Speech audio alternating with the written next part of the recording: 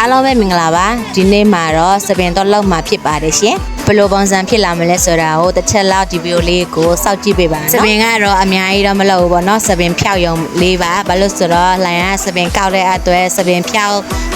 လေးပဲကြိုက်တာမို့လို့အဲ့ဒါကြောင့်စပင်တော့ဖြောက်ပါတယ်ရှင်အခုကျတော့ကောင်းချော်နေပါတယ်စပင်တွေဖြောက်ပြီးပြီဆိုရင်ညှက်မလားမညှက်ဘူးလားဆိုတာကိုလိုင်ကကျတော့မညှက်ပါဘူးဘာလို့ဆိုတော့အရှည်ပဲထားပါမယ်ပေါ့နော်နောက်တစ်ချိန်မှာဆိုရင်တော့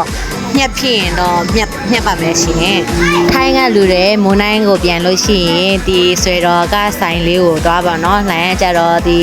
ဆိုင်နာမည်ကိုတော့မမေးထားဘူးပေါ့နော်မေ့သွားလို့ပါရှင်ဆွေတော်မှာရှိပါတယ်အဲ့ဒါကိုကိုကဖျောက်ချင်လို့ရှိရင်တော့ဖျောက်လို့ရပါတယ်ဈေးနှုန်းလေးသက်သာတယ်ပြီးလို့ရှိရင်အလုပ်သမားတွေလည်းစိတ်ကောင်းတယ်ရီမောရှိတယ်ပေါ့နော်ကိုပါလိုအပ်လဲဆိုတာကိုအကောင်လုံးဖြည့်ဆည်းပေးတယ်ပေါ့နော်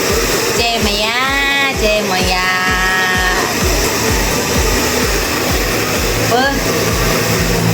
ကျဲဓမ္မဘူအမေကိုစိတ်ကူးနေရတယ်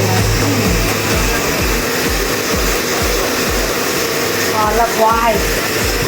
အခုလိုင်းကတော့စေးထည့်ပြီးပြီဆိုတော့နိုင်ရွက်တနိုင်လောက်အချိန်စောက်ပေးရပါတယ်အခုစပင်ဖြောက်တာအချိန်အရင်ကလိုမကြဘူးပေါ့နော်အရင်တော့ကဆိုရင်တော့8နိုင်လောက်အချိန်ပေးရတယ်အခုဆိုရင်တော့အချိန်က9နိုင်6နိုင်လောက်ပဲပေးရတယ်ပေါ့နော်အချိန်သက်သာတယ်လိုင်းတို့လာတာကအခုဆိုရင်10နိုင်တော့ကလာတယ်ပေါ့နော်လိုင်းတို့ပြန်တာ3နိုင်4နိုင်ကြော်ပြန်ရောက်တယ်ပေါ့နော်အိမ်ကို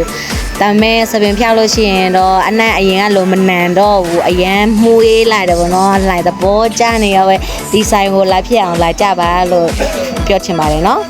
အခုစပင်ကောက်နေတာလှိုင်းအမပေါ့နော်လှိုင်းအမကကြတော့စပင်ကောက်တာဖြစ်ပါတယ်ပြောရင်ဆိုရင်လည်းအချိန်မကြာဘူးပေါ့နော်စပင်လောက်တာပြီးတော့ပါပြီရှင်ဒါအကုန်လုံးဘယ်လောက်ကြာလဲဆိုတော့မပြောပါဘူးဘာလို့ဆိုတော့ဒါလိုချက်လေးထားပါမယ်ရှင်ဒီဗီဒီယိုလေးကိုအဆုံးထိကြည့်ပေးတဲ့အတွက်အားလုံးကိုကျေးဇူးအများကြီးတင်ပါတယ်ရှင်ဒီဗီဒီယိုလေးကို bye bye